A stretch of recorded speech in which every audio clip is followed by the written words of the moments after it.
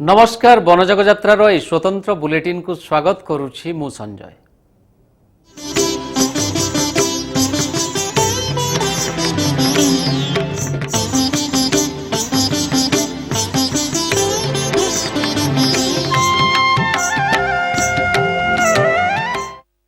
गड़कुंटुणियारू श्रीक्षेत्र अभिमुखे गड़िला महाप्रभु सुदर्शन दारू सगड़ी सेपटे तढ़ौकरण आज्ञामाल धरी पहुंचिले झंकड़ सारला पीठरे।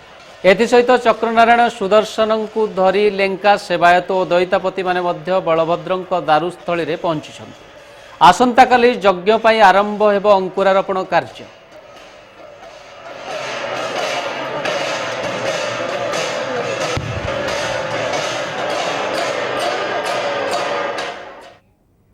गड़कुंटुणियारू श्रीक्षेत्र अभिमुखे बाहरी चक्रराज सुदर्शन दिव्य दारू। सगड़ी यात्रा आरंभ समय भावमय हो उठिथिला समग्र परिवेश। हरिबोल हुलहुली शंख घंटा काहाली मर्दल नादरे गगन पवन हो उठिथिला आध्यात्मिकमय। भक्त मानक जय जगन्नाथ ध्वनि सांगकू दारू सगड़ी जीवा रास्तार दुई धारे हजार हजार भक्त नवकलेवर यह अपूर्व लीला को अवलोकन करथिले।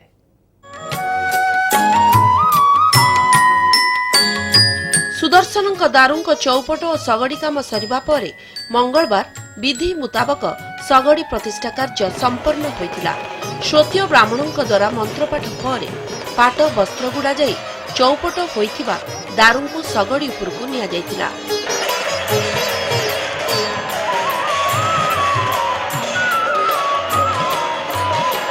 नीति निर्घंट अनुसार मंगलवार संध्यारे गड़ कंटुणियारू सगड़ी बाहरिथिला। रास्तारे चिता पका जिवा सह फूल चंदन बिछाड़ी होई पड़िथिला।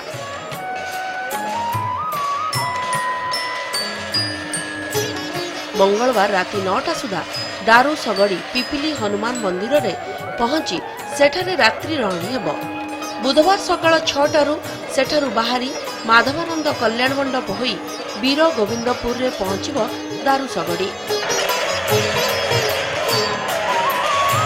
23 रे वीरगोविंदपुर बाहरी हरेकृष्णपुर होई परंपरा मुताबक मां आलमचंडी निकट में पहुंचब। सेठारे पूजा अर्चना पर 24 तारिख सकाळे श्रीमंदिर उत्तर द्वार दे सुदर्शन दारू कोइली बैकुंठ जीव। आम दारू सांगे जो 20-25 जन जीवे दैतापति मु सेक्रेटरी हिसाब से लीडिंग नौची सुरक्षित केमती मु पहुँचबी दारू श्रीक्षेत्र में नहीं तापर मु बलभद्र दारू पाक आसबी सीधा बाल काटी दे उत्तरा छक दे आज रात्र रे पिपिली स्थित हनुमान मंदिर रे अवस्थान करेंगे। आसंता काली पुणी सकाळ प्रातः सकाळ 5टा समय पुणी यात्रा आरंभ करेंगे श्रीक्षेत्र अभिमुखे।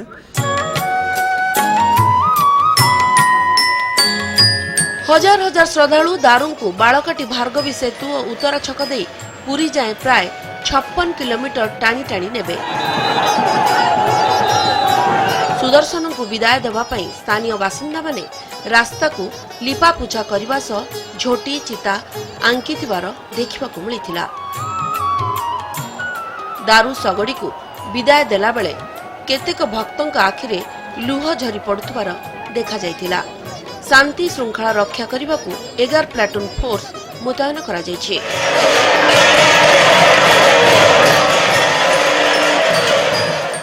सेपटे सुदर्शन दिव्य दारू श्रीक्षेत्र अभिमुखे यात्रा आरंभ करने पर दैतापति सेवायत माने सुदर्शन दारूस्थली झंकड़ पीठ को यात्रा आरंभ करथिले।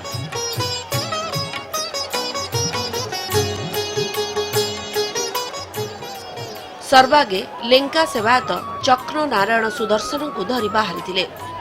गड़ कंटुणियारू किशन बाराई रिपोर्ट न्यूज 7।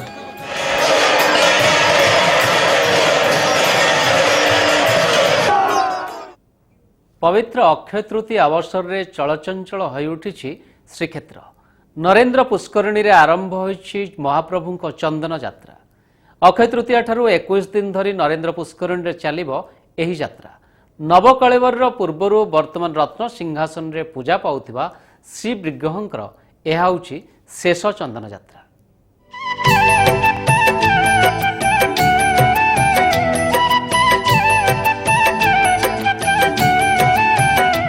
रौद्र तापरू रक्षा पाइबाकू श्रीजीउ तांको पियुसी घर चंदन मंदिर को जाई नरेंद्र पुष्करिणी रे चाप खेलिथांती।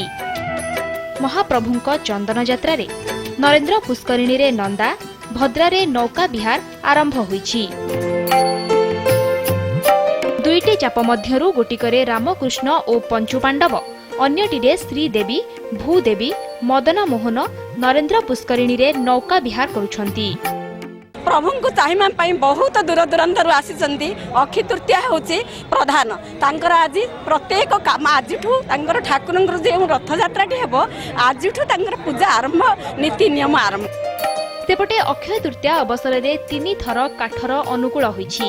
ए वर्ष नव कलेबर पड़ुथिबारु रथ पाई पार्श्व देवादेवी संपूर्ण नुआ तैयारी हेबे। श्रीनगर सामनारे 33 फुट ओसार 80 फुट लंब रथ खड़ा निर्माण सरिछि। प्रति वर्ष रथ निर्माण रे 77 महारणा सेवक लागुथिबा बेले ए वर्ष महारणांक संख्या बढ़िबो। आज आमर रूपकार सेवक माने से माने रथर सारथी घोड़ा एवं पार्श्व देवादेवी सब नूतन भाव में तैयारी करे आरंभ करे जोटा 19 वर्ष पर्यंत रहिबो। रथ तैयारी एवं पार्श्व देवादेवी घोड़ा सारथी सब तैयारी काम बर्तमान आरंभ होबो एवं प्राय 2.5 मास पर्यंत काम चलिबो। चलित वर्ष नवकलेबर रे महाप्रभुंको घट परिवर्तन हेउथिबारु वर्तमान रत्न सिंहासन रे विराजमान करुथिबा चतुर्धा मूर्तिंकर एहा हेउछि शेष चंदन यात्रा। तेणु एही चंदन यात्रा परे नरेंद्र पुष्करिणी रे थिबा 2टी चाप नंदा भद्रांकु मध्य पाताली कराजिबो। पुरीरु द्विती कृष्ण पहिंक रिपोर्ट न्यूज 7। बनजाग यात्रा बुलेटिन रे समय हेउछि एक छोट विरतिर।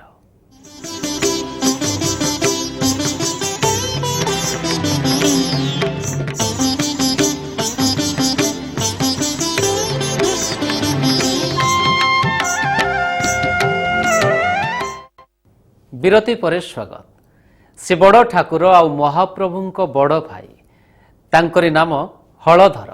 से ही पुरपल्ली रे बलदेव भावे ख्यात। चाषर आरंभ हेउ कि गपूजन हेउ से ही हुअंती पूजित। अक्षय तृतीय रे चाष कार्य अनुकूल हेउथिबा बेले रथ काठर मध्य अनुकूल होइଥାଏ।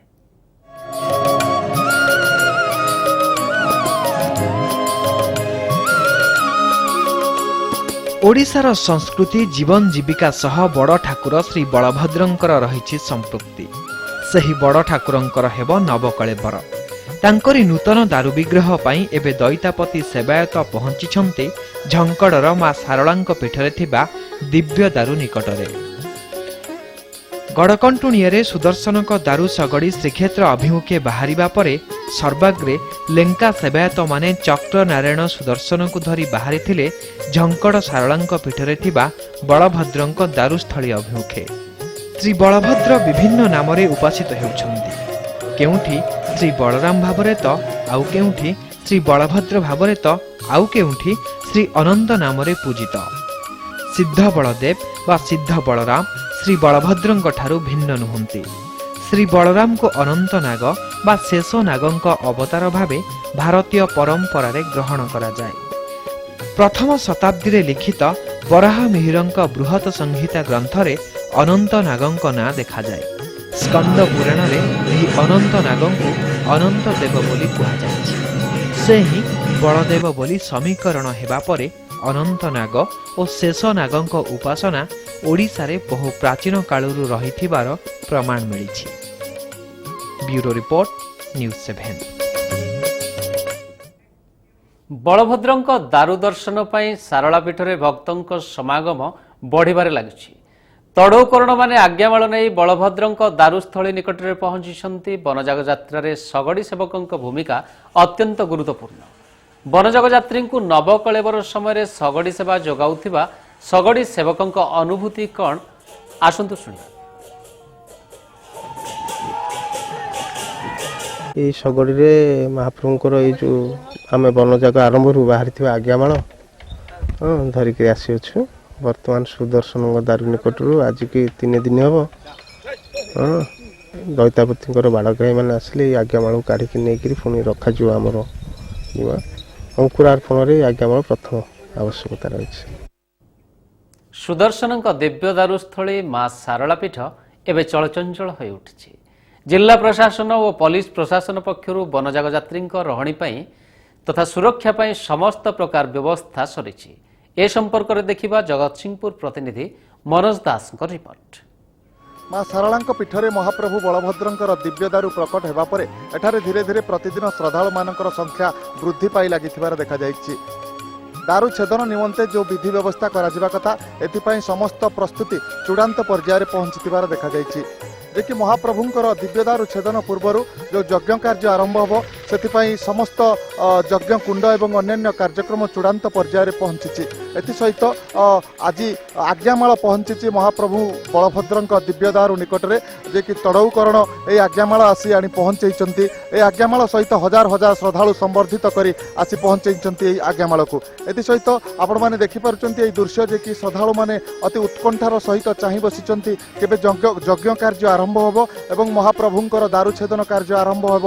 ସେହି ସମସ୍ତେ ଏହାକୁ ହିଁ ଲକ୍ଷ୍ୟ କରି ଅପେକ୍ଷା କରି ବସିଛନ୍ତି। ମୁଁ କ୍ୟାମେରା ପର୍ସନକୁ କହିବି ସେ ଦେଖେଇବେ ଆରପଟର ଦୃଶ୍ୟ, ଯେ କି ଯେଉଁଠାରେ ଶବରପଲ୍ଲୀ ନିର୍ମାଣ କରାଯାଇଛି, ଯେଉଁଠାରେ ଦଇତାପତି ଏବଂ ଅନ୍ୟାନ୍ୟ ସେବାୟତମାନେ ଆସି ରହିବେ, ବିଶ୍ରାମ ନେବେ।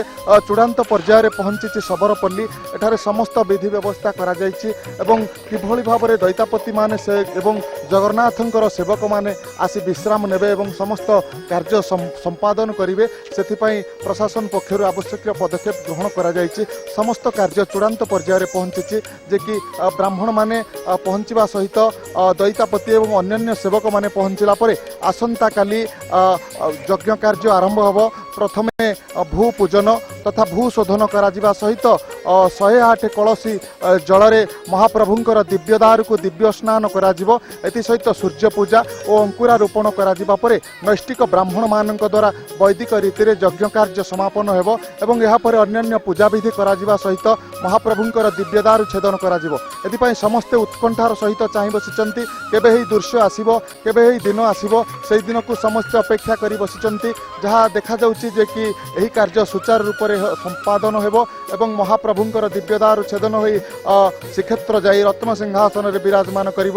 ଏହାକୁ ହିଁ ଲକ୍ଷ୍ୟ କରି ଅପେକ୍ଷା କରି ଉତ୍କଣ୍ଠାର ସହିତ ଭକ୍ତମାନେ ତଥା ଶ୍ରଦ୍ଧାଳୁମାନେ ବସିଥିବାର ଦେଖାଯାଇଛି। ଜଗତସିଂହପୁରରୁ କ୍ୟାମେରା ପର୍ସନ ଲୋକନାଥଙ୍କ ସହ ମନୋଜ ଦାସ, ନ୍ୟୁଜ୍ 7। ବନଜାଗ ଯାତ୍ରା ବୁଲେଟିନ୍ରେ ଏବେ ସମୟ ହେଉଛି ଏକ ଛୋଟ ବିରତିର।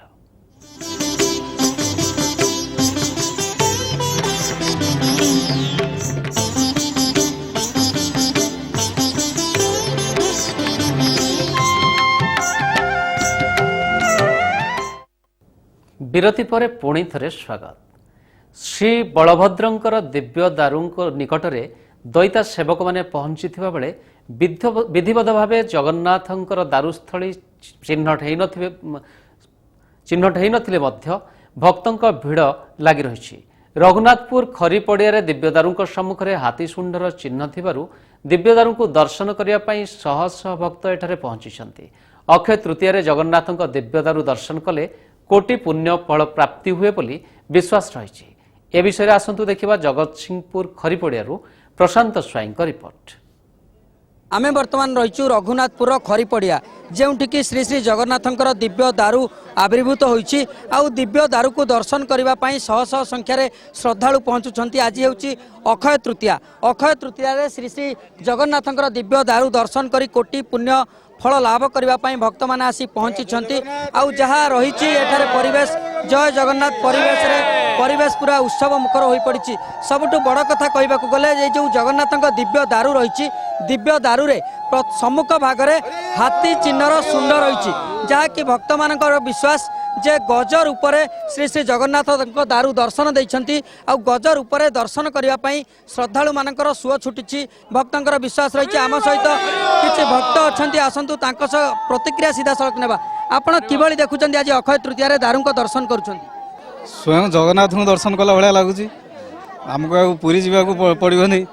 हाँ एमती ये भाग्य थे मिले भविष्य में आम देखिपर ना से ठाकुर ये बाहर जाणिक आम ये पलि आसू। आज जन महिला भक्त अच्छा पचर आप कौन अनुभव कले? अनुभव कलु आम ये तीर्थस्थली आम जगतसिंहपुर माटी एका बेलके पवित्र हो जाए। सारला पीठ आ खरीपड़िया आ जशवंत पीठ आज माने जगतसभर स्वयं त्रिमूर्ति जगन्नाथ बलभद्र सुभद्रा आम मानक एत दया कर जगतसिंहपुर आसिकी एका बेलके सब जगह अनुभूत होता आम पवित्र प्रांगण हो जाए जगतसिंहपुर जिला।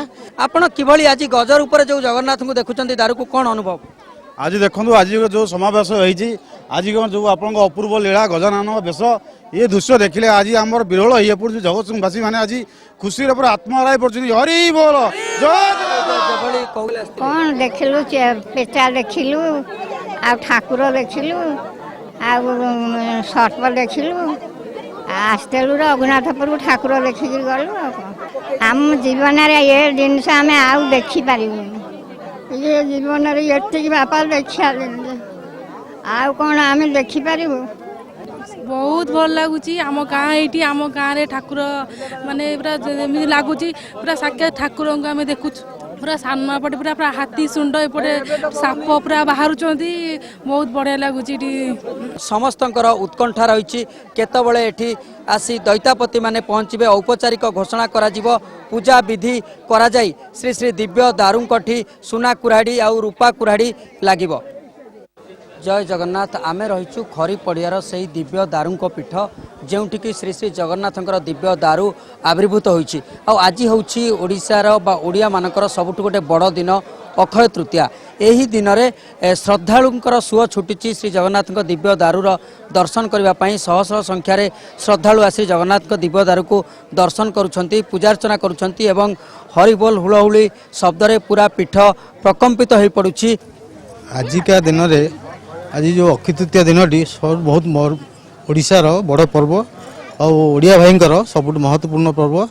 आज ये अक्षय तृतीया रथ निर्माण काम चले जहाँ जगतसिंहपुर जिला अंचल जगन्नाथ दारू बाहर ओडिशा भाई सबू बहुत माने मनर उच्छलता बहुत बढ़ी जाइए। हाँ पुनरु आम देखापी कि जहाँ कि ये टीवी रे ये देखी ताही ये देखा मिलूँ आउ ये टोटाली पाखे साहाड़ा गछ आउ ये टोटाली ये देखला ये ये कौन ना पेचा भी जोड़िया बसचंती ऊपर सुंड भी ये तो ये हाथी रही आ लोक समागम आजिका जो ये जो भक्तर एत शुभ छुटी एत आनंद एत उल्लास लगुच आपर जगन्नाथंकर जो धाम ये जमी पुरी ठीक किसी दिन ये चली आम आनंद एवं गौरवमय। मुझे मैंगलोर आसी मो ना हूँ डॉक्टर उमाशंकर महांती आसिले ओडिशा आसिले मो जगन्नाथ मंदिर सब जाए आ बहुत खुशी लगिला जे जो न्यूज़ 7 रे देखिक ये जगन्नाथ दारू जो यही जगार जीव बहुत खुशी लगला जगह आसापी आज अक्षय तृतीया बहुत लोग आठिक बहुत खुशी बहुत आनंद आ गचर देखिक बहुत तृप्ति लगिला आ गच तले साहाड़ा अच्छी आले शंख चक्र चिन्ह देखिलु सर्प भी अच्छा पेचा रोचंती नदी यही महानदी कूल जो पवित्र गछ देखिक आम बहुत तृप्ति लगिला। आज अक्षय तृतीया बोले महापुण्य तिथि जगन्नाथंकर परंपरा यहाँ पूरा जोटा कि महाप्रभुंर यहाँ नवकलवर लगे चलो जगन्नाथ दारू ये बलभद्र माँ झंकड़वासी पाखे सुभद्रा अड़ंगर आज बहुत लोक आनंदर सहित ये आसुचन समस्ते जगन्नाथ दिव्य दारू को दर्शन कर आशीर्वाद नेउछंती। खरी पड़ुआरू कैमरा पर्सन रवींद्र प्रशांत स्वाई न्यूज़ 7। तेज आज तो समय हो जाए वनजाग यात्रा बुलेटिन को आज ये रखुचु। जय जगन्नाथ।